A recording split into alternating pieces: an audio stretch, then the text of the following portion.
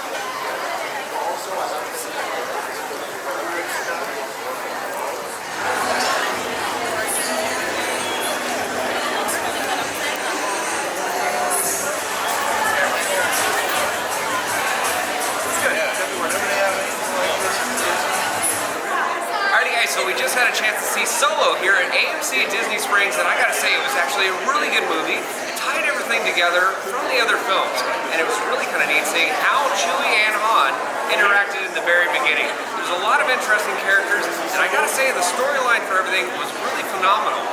I don't know what else to say other than scale of 1 to 10, I'd probably give it at least a 9.5, maybe even a 10. I do like it a little bit more than Rogue One. But it is a fine addition to the whole Star Wars series, I guess you could say. But I do want to say thank you to Disney Springs and, of course, Disney for inviting us out to try it out before it opens.